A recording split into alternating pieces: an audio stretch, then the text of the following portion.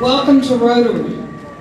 If you will stand, please, I'd like to take a moment of silence and love for all the folks who are suffering in some floods.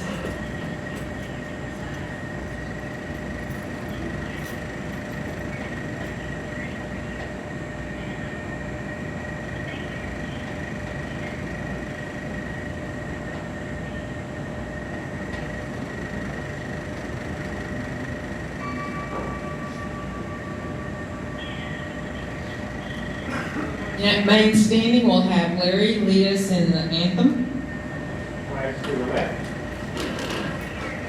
Oh, say, can you see by the dawn's early light what so proudly we hail at the twilight's last gleaming, whose both stripes and bright stars through the perilous fight o'er the ramparts we watch were so gallantly streaming, and the rocket's red glare, on bursting in air, they proved through the night that our flag was still there.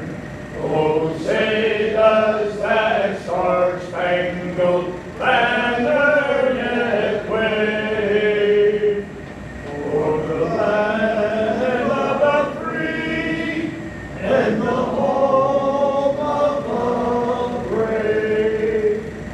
I pledge allegiance to the flag of the United States of America and to the republic for which it stands, one nation under God, indivisible, with liberty and justice for all. I will now give the invocation and the introduction of members' guests.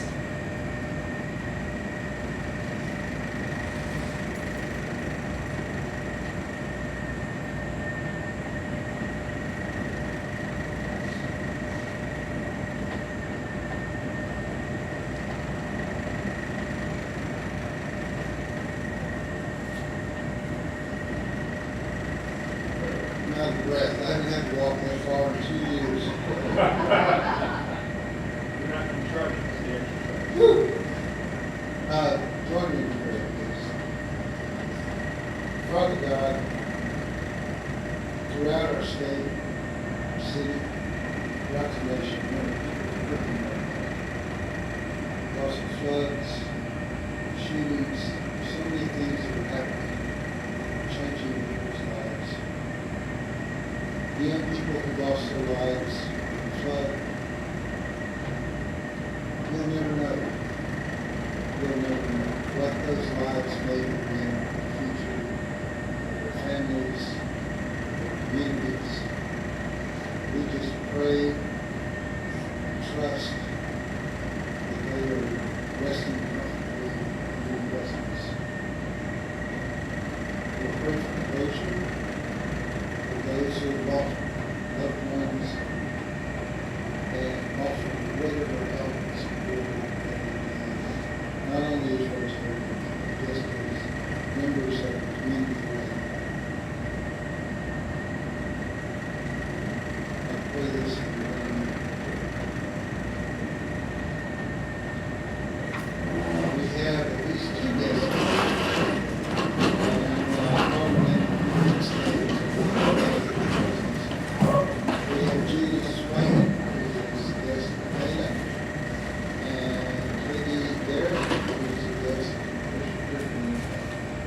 glad to have you here.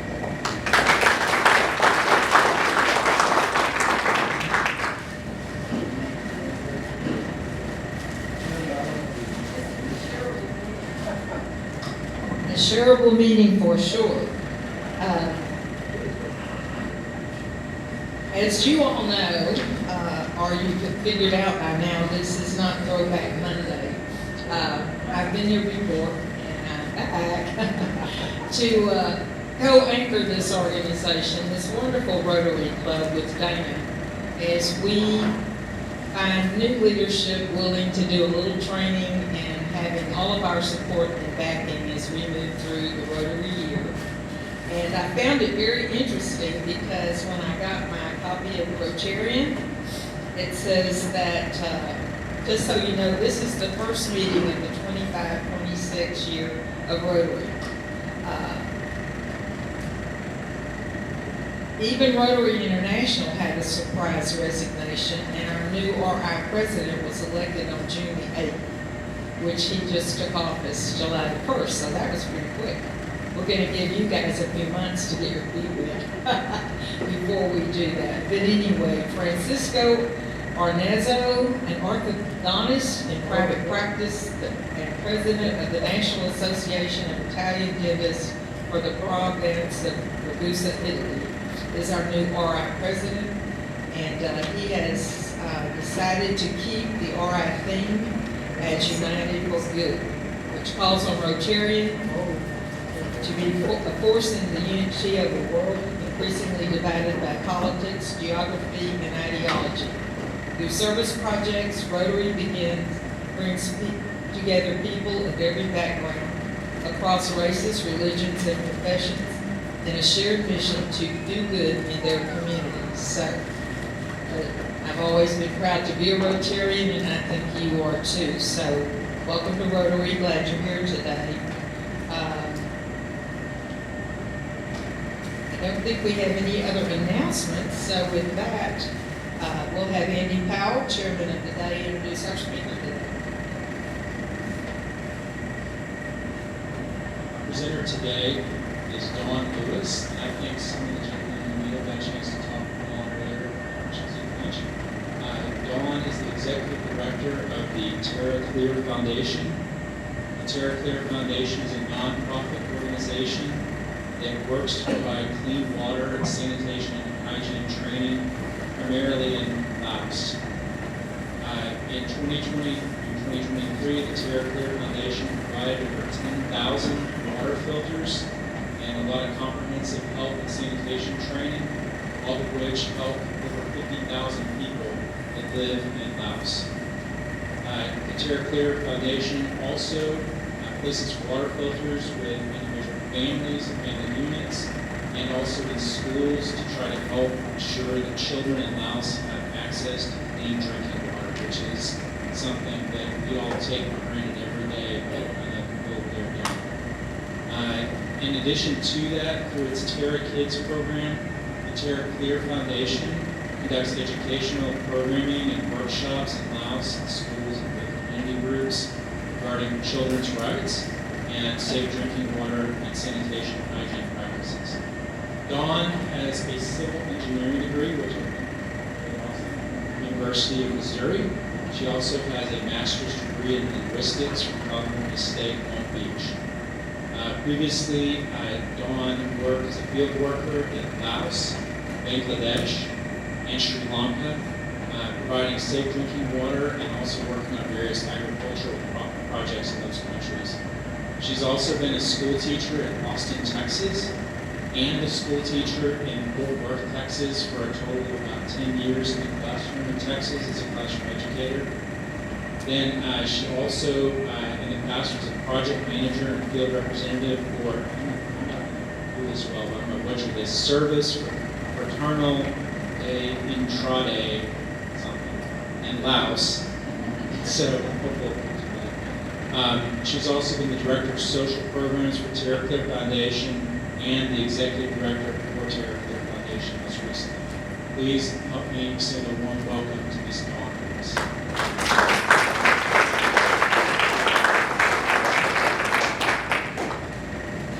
Well, I'll tell you what, I'm really honored to be here today, and it's exciting for me to get to meet you individually and corporately, and to know that I can share with you about this exciting project that I work on in Laos. Thank you, Andy, for the introduction. That was true and accurate, and I appreciate that, except for Service d'Entraide. Service Fonctionnel d'Entraide is the SFE, the organization I worked with in Laos for a time. So first I want to introduce to you the filter. If you look at the picture up here, you can see what water goes in at the top and what water comes out. And that's a quick summary of what I'm doing and what the project is about. So I'm going to show you how the filter actually works here. So you go to the river, you still have to go to the river. You fill this up, and you fill it up with whatever local water is available, you know, whatever river water you find. Some gentlemen who have seen the Mekong kind of know what I'm talking about here. Whatever it is, whatever water you can find. And then you pour it directly in there, and it goes through this filter, which is a clay pot. This is the filter. This is what cleans the water. The water goes in from the top, comes out through the sides. The filter is made in Laos. I'll go over this a little bit. It has rice husk that's ground to a certain fineness, and it's mixed with the clay. When it's fired, that rice husk burns out and leaves really small holes. So water goes in and travels about, on average, 8 inches through the maze of holes before it comes out the other side. And that's what does the filtration. We do put silver inside and out as a liquid silver, as kind of adheres to the ceramic and give an extra antibacterial coating. But the filter itself filters out bacteria and parasites. It doesn't filter out chemicals. It doesn't filter out pesticides. So if the families are downstream of industrial farm or something, they can't get the water from that location. They have to get it from a place that doesn't have the chemical contamination. But this takes care of all bacterial contamination. Simple, simple, simple. It's an open source design. Any of you guys can go online, figure out how to make it, and go right at it. It's not complicated, but it is difficult to implement in specific context to get it so that it, the filters hold up and all the rest. So the plastic we actually import from Thailand. It's food grade plastic. So the design, we made the design, and then we have it made in Thailand, and like the taps are antimicrobial plastic and that kind of stuff, so that we have a product that provides not just clean drinking water, but high quality drinking water that you and I would be happy to use. It's not going to release chemicals into it from the plastics or anything else. It's a quality item. The whole filter itself, $45, made in Laos. So I'll go through that a little bit, but I want you to keep this in mind. Water in and water out. Okay, so the Clean Water for Laos, transforming lives one filter at a time. Where is Laos? Laos is in Southeast Asia. Some of you may have had, and I've talked to people who did, have an all-expenses-paid trip to Laos back in the 60s and 70s. So you got to discover the context I'm talking about, and that is the jungles, the forests, the very difficult terrain. That has not changed much since those days. And the reason is Laos as a communist country has not really invested in the development of the country. It's still very much an undeveloped country.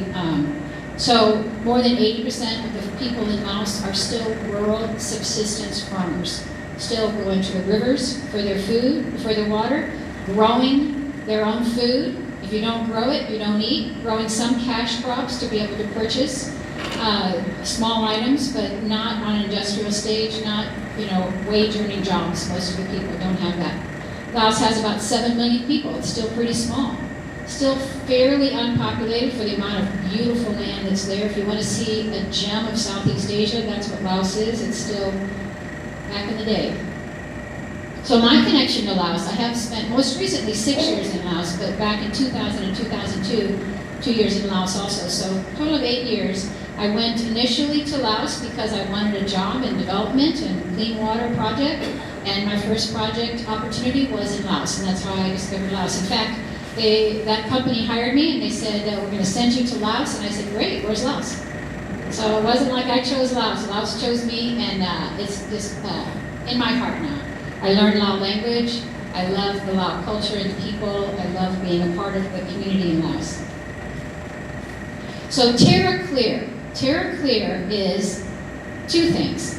TerraClear is the company that's a social enterprise in Laos that makes and builds the filters. So this filter was made in Laos. That's the only place that makes these TerraClear filters. And for now, they're only distributed in Laos.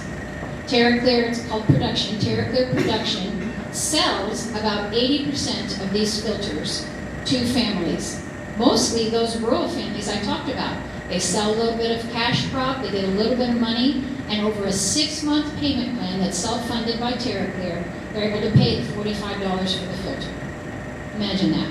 6 months to pay off the $45 investment. Fabulous investment for a family to make for their well-being, their health, their wellness. So 80% of the filters that TerraClear makes are sold at full price at $45. Who cannot buy those filters? The very, very poor in Laos. That's what this program is about that I'm talking to you about. That's where the comes in. So TerraClear Production has 70 employees in Laos that makes these filters. Oh, I didn't say the other TerraClear. I was going to say the other TerraClear is TerraClear Foundation, which is here in the United States, and that's me. I'm the only employee of TerraClear Foundation, so we're a very slim operation, very effective and efficient. And what we do is we look for funding to be able to provide the subsidy for that 20% of the population that cannot afford the filter. So that's what the program is I'm talking about. The program is called TerraCare, but anyway, it's the project to provide clean, safe drinking water to the poorest of the poor in a very poor context in the country. So the filter itself is made of local clay, rice husk, and water. It's efficient water treatment, light, transportable. One of the reasons why we do family filters and not water systems is because the Lao government occasionally, more than occasionally, will move entire villages. They'll have a reason why they want to keep more eye on it. It's a communist country, there's no private land ownership, so if the communist government decides to take over this land for banana tree plantation or mining or some other thing, they'll just move the village. And everybody in the village has to go. So a water system would not be effective or efficient. But these household water filters, they can just pack them up and carry them with them and go to the new village. Also, it's personal responsibility. Instead of having the whole village responsible for a whole water system that everybody has to agree on and everybody has to pay for, and then there's a breakdown, and then the next thing you know, there's not clean water in the village, families can choose for themselves if they want to participate and invest in their own well-being. Those poor families I talked to you about, the ones where we subsidize the filter, and that's what we're doing, we still ask them to pay $5 per filter. So the subsidy is $40 for the filter. Why do we say that? Because if you just give something to someone, there's a loss of accountability, of investment, of ownership. But if they pay even $5 and even pay that $5 over the 6 months to be able to have time to pay off that $5 bill, they have invested in their own well-being, and they have invested in their own clean water for their family. So the $75 is because we come back and we do trainings. We give for the families here, we give them the filter, we give them a stand, and we come back 4 times to train them. We train them in first, clean water. These are people who have never heard of germ theory or have an idea that their sicknesses are related to dirty water. So we start with that. We come back and we teach about hand washing. We check the filter, we look at it in place, see if they have any questions about it. A month later, we come back again, and we talk about the dangers of open defecation. Because open defecation is a highly practiced activity. People don't really have toilets. There hasn't been a historical practice of that, thinking about maybe your grandparents or great-grandparents, or when you go camping and stuff, But there's plenty of open space. Toilets aren't really a problem or an issue, but when it comes to villages, it becomes more of an issue, and that's why the water is really contaminated. It's because villages are located on water systems, right? So then they become highly contaminated with fecal matter. So the $45 for the filter, $12 for the stand, and $23 for the 4 trainings makes $75 per family, provides them with 4 months of training, the filter, the stand, which is a safe, secure place to put the filter. $5 is paid by the recipients. The impacts: health, social, financial, environmental. I mean, health you can understand. Immediately they're getting clean drinking water. Social, because the whole community now is stronger, more, better, and has a community that's healthier. Financial, they're saving money by paying for a filter or getting a filter, even those who pay for the filter. The amount of money that they spend on charlatan, whatever, healing for their sickness, this actually solves the ongoing gastrointestinal problems that come with drinking contaminated water, and over time, within 6 months, they can have paid off the filter by saving the money that they would maybe spend on quack healthcare. Not really good healthcare in the house, to be honest. Environmental. If you do know that you should clean water in the house, which some people do, then they're going to boil it. That's the only option. So boiling water requires going to the forest, cutting down trees, biomass, bringing it back, starting a fire, putting the water on, boiling it for 20 minutes to get rid of bacterial and parasites. Most people don't actually boil for 20 minutes, so it's not really clean water. But then when you're done, you have a pot of boiling hot water in a country that, as we know, is hot, hotter, and hottest, and is not enough water for the family. So by eliminating the boiling water aspect, one filter saves almost 0.75 tons of carbon per year. Astounding reduction in carbon released into the atmosphere per filter. The training. So as I mentioned, the training is done about clean water. We come back a month later, talk about hand washing, come back a month later, talk about sanitation, come back a month later, and kind of summarize it again. Each time, looking at the filter in place to see, do the families, are they using it? Are they using it properly? Do they have questions? Most of the trainings like this are done under the house, so the houses are all on stilts. The houses are mostly made from found materials from the forest. And so this platform under the house is a cool and inviting place to be in the day to do trainings. And as you can see, he's just using like a poster, picture's worth 1,000 words, and just giving the training per family like that. Often other families, even those who don't participate in purchasing the filter, will come to the training and learn about the clean water and the different aspects just because, wow, someone's coming into training. What is this training about? What are you teaching on? It's just not very common to have people come in and do it. And as you can see, the Laos staff are the ones who do the outreach work and to do the sales and all that. The expats, it's not appropriate for us to necessarily be doing any of that first-hand work in the village. We work mostly in the factory and doing the management or doing advisory stuff. I was an advisor. Right now, since I left, there's only 2 expats involved, so 70 Lao employees and 2 expats. One is the founder of TerraClear, and one is a manager from India. The founder went to Laos in 2008 with the same idea like I had. He wanted to do something good to help people, and so he's the one who set up this filter factory and brought it from the ground up. Brought the idea. It took several years to implement. So they've been making filters since about 2010. And over that time, they've made over 140, almost 150,000 filters. And as I mentioned, 12,000, he mentioned 10,000 were subsidized, but since that's from 2020 to 2023, we subsidized 10,000 filters for the rural families, but last year we did more than 2,200 more. So our goal each year is to subsidize 2,400, 200 filters per month for families, to bring 200 families clean drinking water. There's an average of 5 to 10 people per family, so that's a lot of people. But 12,000 filters that have been placed already, and the subsidies and families have brought clean drinking water to over 60,000 people. Astounding. Taking 60,000 people, giving them a future and a hope, stopping that continual stomach upset and stomach problem that causes weakness and ongoing. We also teach them about hand washing. So you can see here that she's got a hand washing station. You just step on the stick, It tips over the jug has a hole, a stream of water comes out, and you can wash your hands. Because what do you normally do if you live in a place that doesn't have piped water? You go get a bucket of water, you put your hands in, you wash them. Next guy puts their hands in and wash. Third guy, fourth guy. By this time, it's just muddy water and dirty water that you're sharing. It's no longer washing hands. So this is a hand washing station we train the families to build at their homes. We also teach them when to wash your hands. Newsflash, it's important to know when to wash your hands.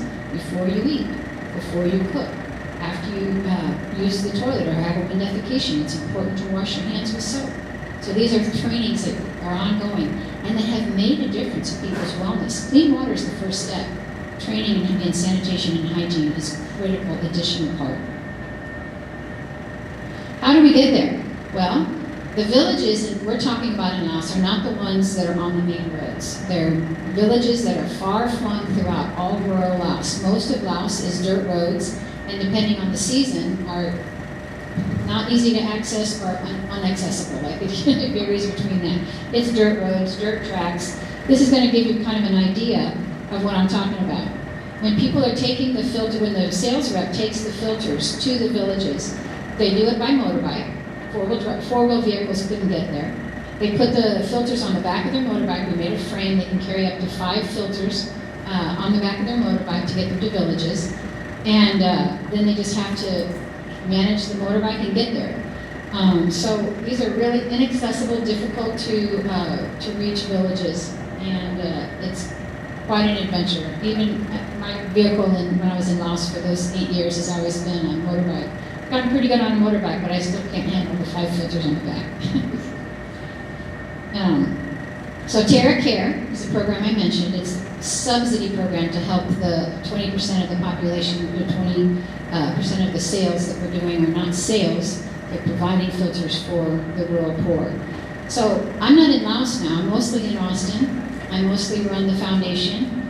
But who does the job that I was doing? I was managing this program. I set up this program. And I was managing it. Why am I not there now? Because I trained Lao staff to do it. That's my Lao staff, Hui, over here on the right-hand side. She's the manager of the program now, and it belongs to the Lao people. It belongs to Lao staff. We, interact a lot. We talk about stuff, but she runs the program, the subsidy program, and it's an exciting step to be able to know that Lao people are investing in their own wellness. The thing that they can't do, Hui can't do, and Hong Kong can't do, and Tip can't do, is come here and raise funds. So that's what's happening. I'm here to do that job, and they're working on the project. Our goal for 2025 and 26 is 2,400 filters per year, so that's 200 per month, and that'll be over 12,000 people. So for the goal of that program is 180,000. The 300 classrooms, he referred to Terra Kids, where we provide filters for classrooms in these rural communities. We train the students, the teachers, the community. We do a community training, and we train about child rights, about clean water, the importance of stopping open defecation. We train about the dangers of child trafficking and drug abuse. These are new lessons that these students, and these teachers, and these administrators, and these community members have not heard before. First, that children are valuable. They know children are valuable, but the children have rights. They have rights to their documentation. They have rights not to be sold into sexual slavery. So here's the thing. Families don't willingly just give their kids away. They're confused or tricked into, someone comes along, has a lot of wealth, and says, hey, I'd like to hire your kid or take your kid to Thailand to work for my company or my whatever. And then those kids disappear. So if you're going to do protection against human trafficking, you can catch them after they've fallen off the cliff. But what if you could back it up and catch them before they went off the cliff? And that's what this training does. It's really exciting work. So stories. Stories are some of the most powerful method of understanding the situation. So I'm going to tell you the story of May. This woman's name is May. Her husband is Bo. Bo and May have 3 children. And her parents live together in the same house, and they're a very, very poor rural family. They have always been sick. May said that their family's always sick. They've never not had stomach issues. And she thought it was curse. In the context of Lao understanding, they have animism and Buddhism is kind of really linked together, and so they really see themselves as, the spirits are alive and well, so if they're sick, it has to do with spirits. So, May and Bo, they qualified for a subsidy, they got the filter, they started using it. 2 months later, May asked, "Is this magic? Is this miracle water that you've given us?" And we have to say, no, it's not, it's science, it's not miracle water, but on the other hand, it is a little bit of a miracle in that people from the other side of the world donated funds so that this family could have clean drinking water. It is a miracle, but from her understanding, it was just absolute miracle water. Turns out they were getting their water from an eddy, a place where the river kind of pulled off to the side and was slow moving, and that's why their family was always sick, was the location of where they got the water from. Families usually are sick sporadically, but not like her family. And so anyway, she continues to get her water from that area because it's really convenient and easy and safe for the children rather than the fast-moving river. But now they have the filter, the kids aren't sick, the grandparents aren't sick, everybody's well. The miracle water. Mr. Soon is a little bit of an anomaly in Laos. He never married. And in Laos, it's really very difficult life of the subsistence farming, to not have a partner, to have a family that you work with. But his whole life, he worked with his brother for a while, he worked for his parents for a while to provide food and stuff. And now as an older gentleman, he lives by himself. And life is really hard. And he found his neighbor got this subsidized filter, and he really wanted one. So he started saving his money. For 2 years he saved. He didn't have half of the $45 he needed to buy the filter after 2 years of saving. So he eventually qualified for a subsidized filter. And what he did immediately just speaks volumes. He put that filter on the outside of his home because it provides more water than he as a single person needs, so that anybody in the community can come get clean water from his house.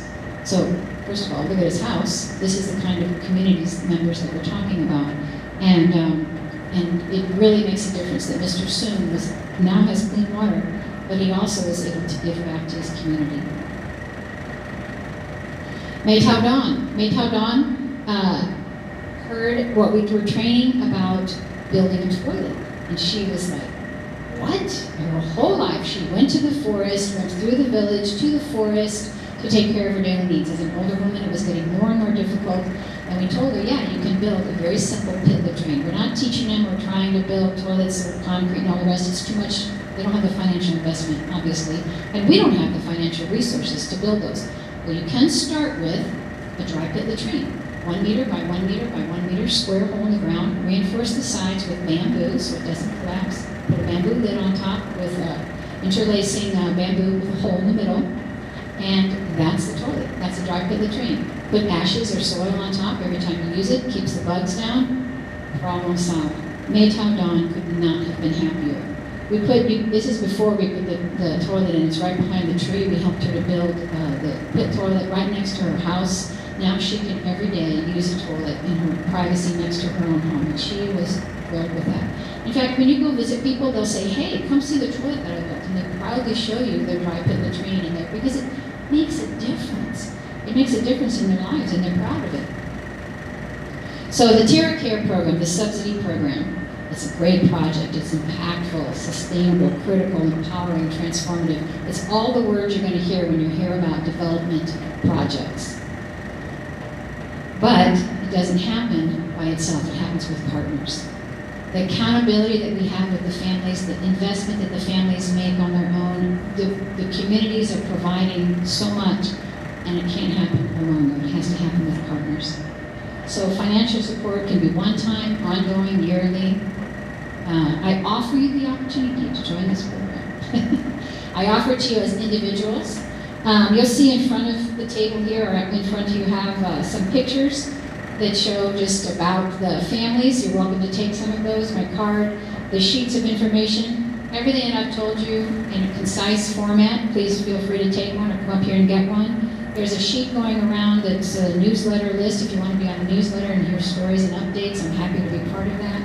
I've made Christmas cards, birthday cards, Hanukkah cards that are down here in front. In fact, this might be something to think about for Christmas, and it says, This year, a $10 donation has been made in your honor. So you pay $10 for the card, and then last year, the Rotary Club of Austin, North by Northeast, paid for the printing of the card for me, so that 100% of the cost would go towards the filter. So I invite your club to help sponsor cards this year for Christmas, or to buy some. Also, when I went to Laos the first time, I had just come from being a teacher, so I wrote a book. And I wrote a children's book that says, My Teacher Moved to Laos, and it's got really lovely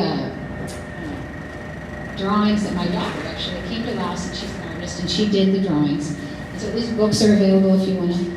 I try to make it easy for you to make a donation if you like. There's things to choose from, water bottles, bags from Laos, whatever, but also just to consider an ongoing donation, or I invite your club to think about sponsoring. You can see $75 or $150 for 2 families. Anyway, you can see that. There's an info sheet on the table. Those other things. Do you have any questions? Yeah. Yeah.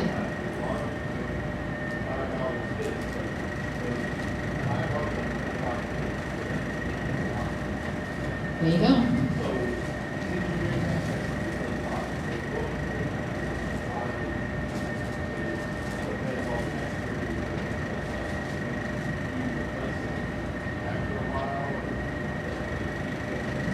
Okay, his question is what happens for the longevity of the clay pot?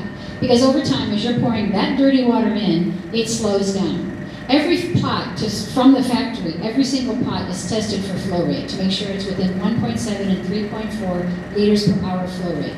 So over time, as it gets blocked up with sediment, it does slow down.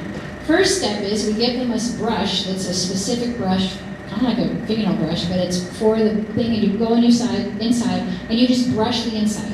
And then you add water and brush it, and you just take that out, so you're taking out the sediment. And that takes care of it for quite a while, depending on how much sediment you're putting in. You can even take a small steel wool and lightly rub the steel wool to open the pores again. We've put 20% extra thickness on the pots to make sure that over time that they can continue to clean the pot and it comes through. The pots themselves can last, we advertise, more than 5 years. We have some in place that have been working for more than 10 years. If it becomes too slow, if they break the pot, if whatever, the pots are available for $12. They can buy them for $12, which is 250,000 ghee. So there you go. And the thing is that, to be honest, after 5 years, the families who are using these filters are no longer the poorest families. They have cash crop, they have finances, and they can replace the filter on their own. Why? Because they've had 5 years of not being sick, 5 years of full strength, 5 years of kids going to school and ending up in environments where they can make money and work at a paid job in the city or something, you know? Those kinds of things. So it's a very good question. Any others?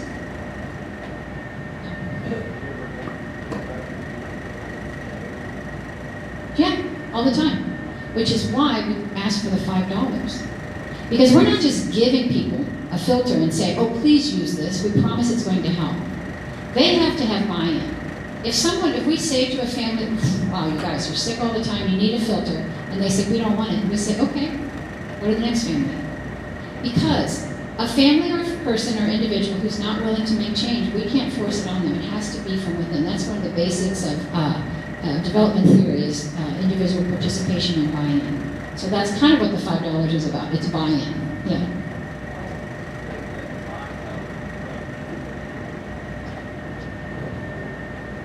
So within 24 hours, 3 of those, if you fill it in the morning, fill it in the afternoon, fill it in the evening before you go to bed, it can provide enough for 10 people.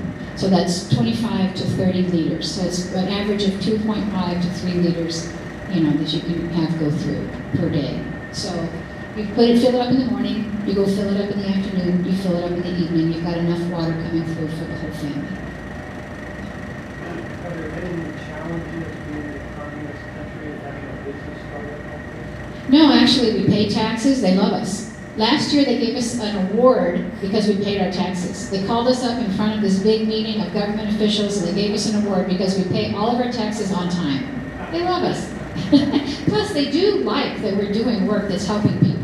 and providing clean water. The government doesn't have the opportunity to do it on their own. I would say the Lao government is, made up of individuals, and individually they really do, many of the people really do want to help their country. They don't have the means to do it because of any number of things that's not happening. I'm not trying to solve all those problems. I can't do that. What I can do is I can provide clean drinking water, one family at a time. Did you have a question, Tony? Okay. Any other questions?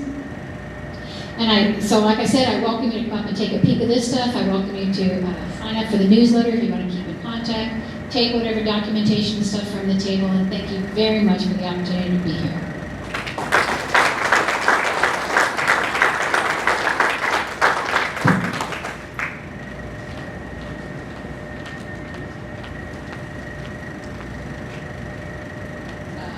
That was a very interesting and enlightening program, and I cannot imagine not having drinking water. It's just beyond my comprehension. So I know that most of you in the club were around when we did our global grant water well that Dr. Sawyer led us through. It took years, but we were able to provide clean drinking water for our village, and that's the basic thing, and that's one of the things that Rotary International is always looking for, is have the world have clean water, because we need that. I have a presentation to make, so I'm going to ask Dana to come up, please. It is our tradition that we serve as president of Waco Rotary Club for 12 months. And at the end of the 12 months, the gracious board of directors and members want to reward the service and time it takes to be president of Waco Rotary. And to say that Dana went above and beyond would be an understatement. So, we're very proud of you and all the years in the existence of this club. This is the first lady that isn't going to go away. But we're going to give her a presentation here. So, Thank you guys so much. It is a pleasure to be with all of you, and I'm looking forward to the next year and the good things that we're going to do in this club. I have drank the Kool-Aid and I'm all in with Rotary, so I might slip it to you as well and hopefully create a little excitement in your heart as well.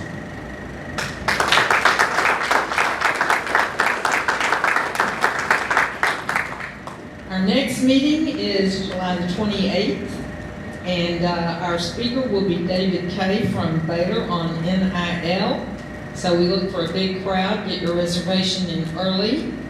And with that, if you'll stand, we'll say the four-way test.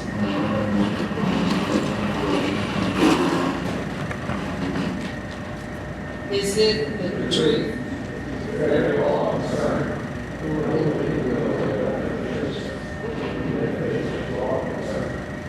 Rotary is adjourned.